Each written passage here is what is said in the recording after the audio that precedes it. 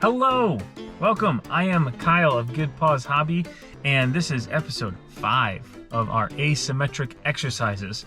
I am on the back half of the currently published factions, which I don't know if I've said here before, but I am only working on the 8 that are published right now. I will eventually get to the rats and badgers, but they're not finalized yet. So it would be kind of unfair of me to pass any sort of thematic judgment on them, or even mechanical judgment, because, you know, they're still a work in progress. So we're not here to talk about that. We're here to talk about the Vagabond, everybody's favorite little meeple running around the map making lives worse in the game, except for the person who's playing it, which leads us to the name of this exercise, doing your own things, with the S in parentheses, depending on how much you,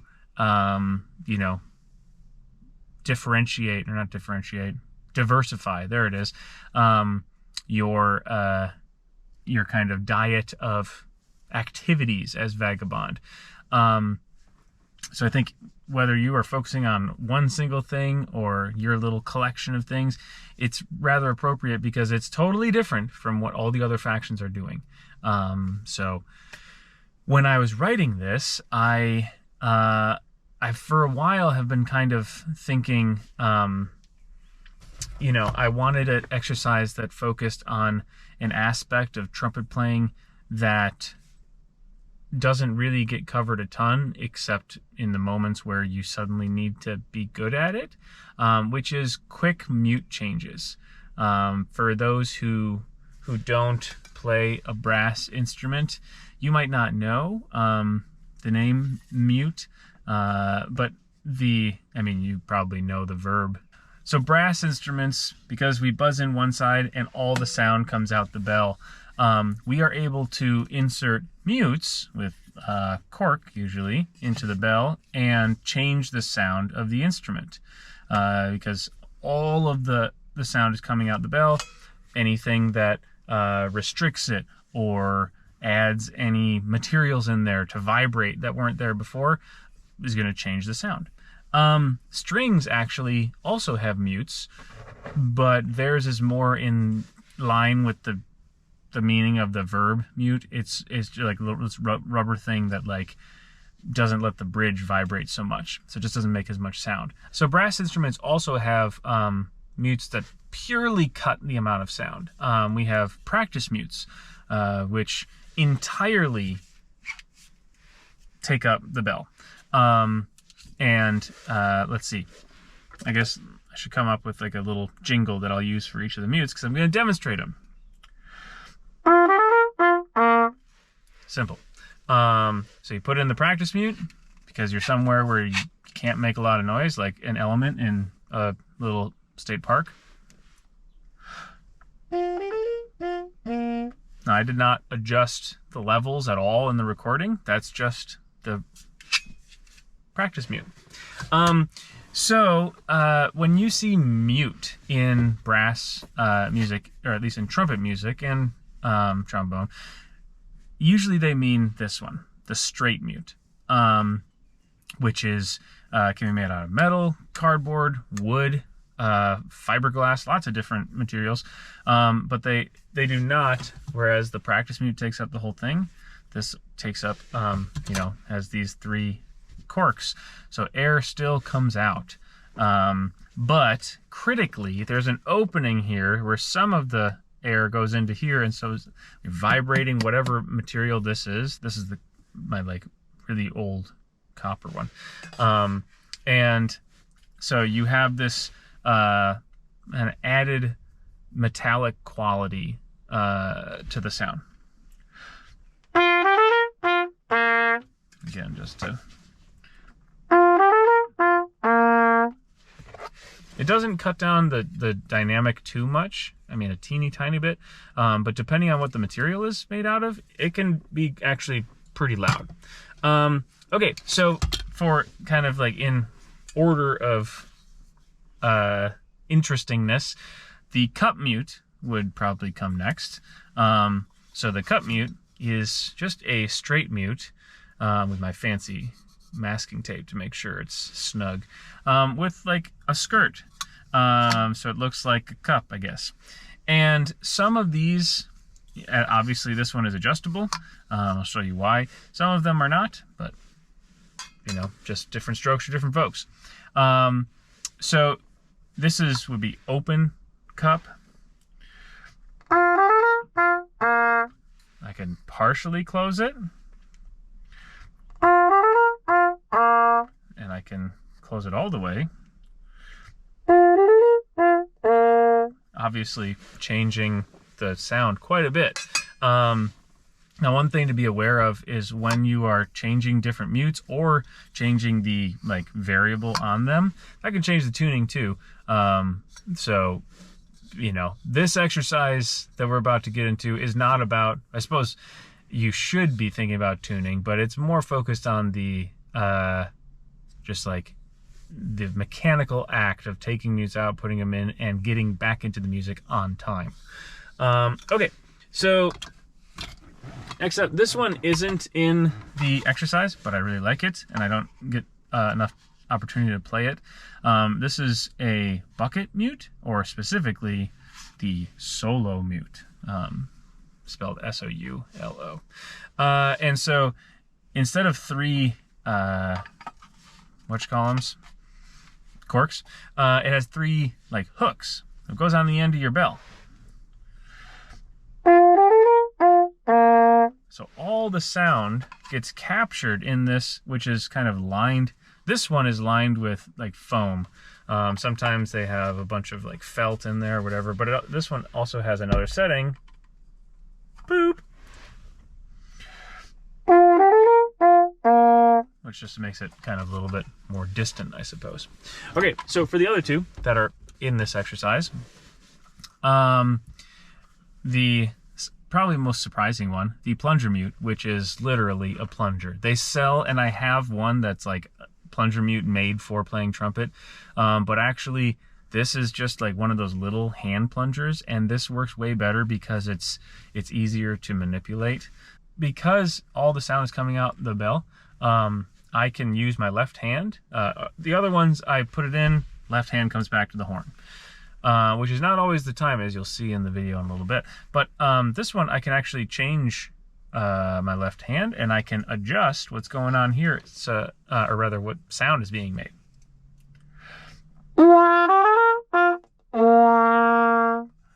And you often hear plunger with what's known as a growl or a flutter tongue. They are 2 different things, but lots of time people either do one or the other, for no matter which one is called. So you kind of like growl in the back, or do your flutter tongue thing, and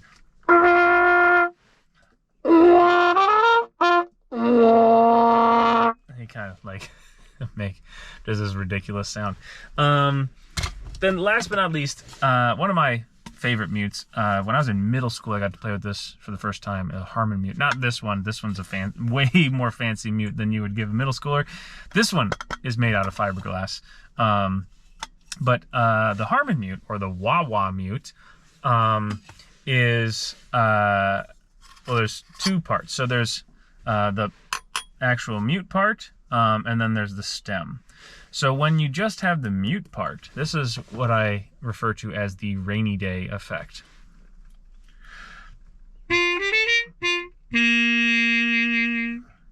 But the stem, when you insert that into the mute, again, your left hand can be implemented to change the sound that's coming out. So I always save this for last, even though it's not the last thing in, you know, my exercise, because no matter how many times I've done like a instrument petting zoo of the trumpet mutes, this always gets this desired effect, because the stem allows the left hand to be implemented as well, and I will break the mold and not do my do-do-do-boop boo, and do what I always do with this one, which is this.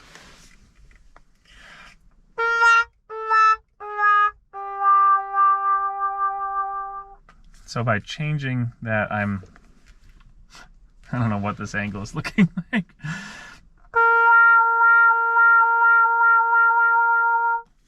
You can really do a lot of fun stuff.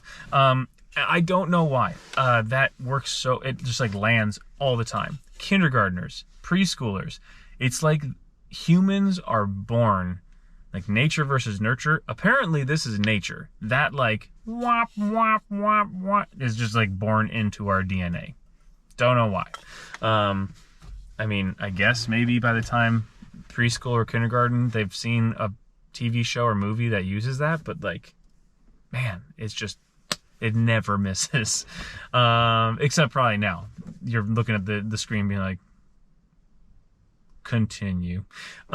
So, mutes. They sound great. Like, they're a lot of fun. It's a really cool part of being a brass player. It's definitely part of the collection, part of your tool belt or your, your color palette that you can draw upon. And sometimes music specifically calls for some certain mutes. Sometimes it just says muted, and then you as the performer have to analyze what mute or which mute is going to provide the best timbre, and that's up to you some. But like I said, the aspect of playing with mutes that's never really addressed is how quickly we can get that mute in without making big squeaks. Let's see if I can. Nope. See, they're all worn down too much. Will this one squeak? Nope. Mutes! There we go. I mean, this one's this is the only one that's foam, as opposed to cork. But, so there's a misconception. First of all, trumpet tip, you do not need to twist your mutes. I mean, I usually do a tiny little but as early, I mean, I'm a middle school band director, so when we use straight mutes and the students just naturally are like, and make like a full half rotation, I'm like, no, you don't need to do that. But I see this going all the way up through college students and beyond, this concept that you need to twist your mutes in. And what that does is, it provides these corks a whole bunch of tension they don't need, and eventually they're going to snap off and you need to glue them back on. But B, the more you twist your mutes, the more chance you have of making this big squeak. And there's nothing worse. Well, dropping a mute is worse. But like, you're getting ready for this quiet, like music is quiet, you're in an ensemble and you're like, all right, time for my muted solo. Squeak! And the audience is just like, cool, thanks, trumpet player. And then you don't get called back for another gig. So, how did I get on twisting the mutes? Anyways, getting the mutes in and out without squeaking, getting it in time, those are things that we just sort of assume are going to work out as trumpet players. And there really aren't exercises like for those things. When I did my dissertation, I did have some about that, because the whole concept was taking individual aspects of solos and then saying, I'm going to make an exercise about that, about putting a mute in and out, about this certain scale, about a certain rhythm. And so I have done that before, but it's not something that's really out there. I mean, you could always write in your music, like your exercises, mute here, unmute here, blah, blah, blah. Anyways, that's a supersized version of Trumpet Pedagogy Corner. But back to the task at hand, representing the Vagabond in music. I thought, like I said, I wanted to do something with mutes at some point, and when I was coming up on Vagabond was in, the back four, I was like, you know what? That would actually be kind of neat, because each mute brings its own quality to the music, and I'm kind of envisioning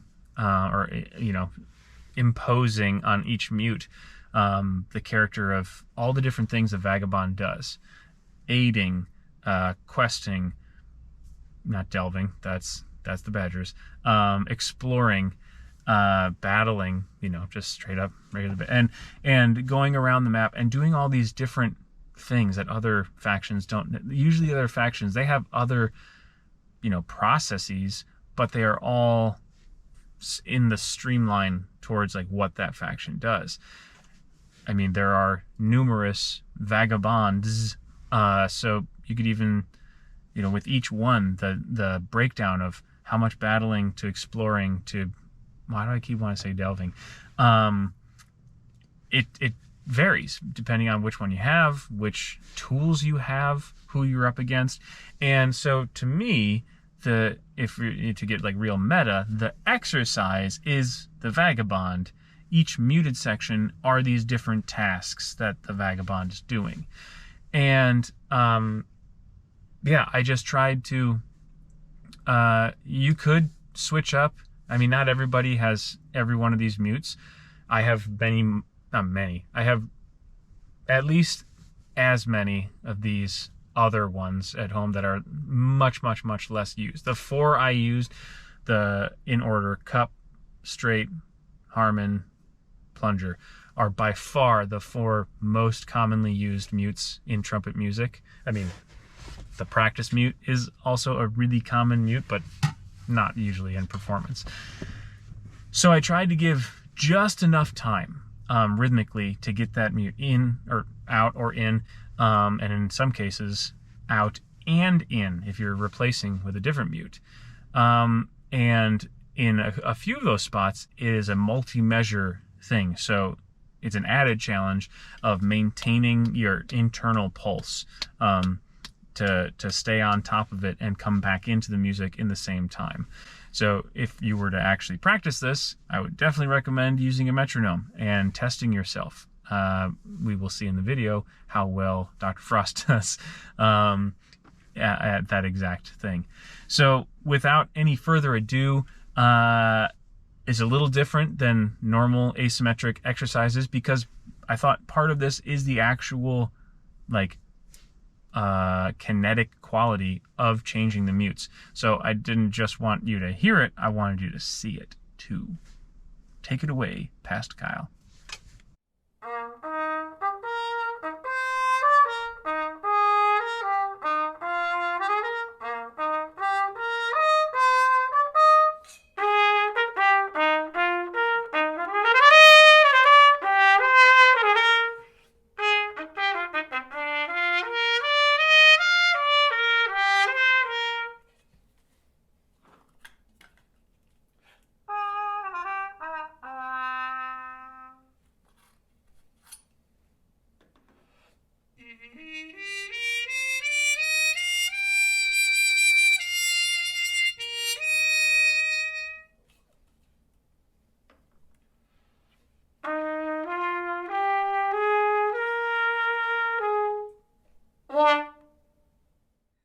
All right, so I hope you enjoyed it. The little at the end, what was it? I think an E.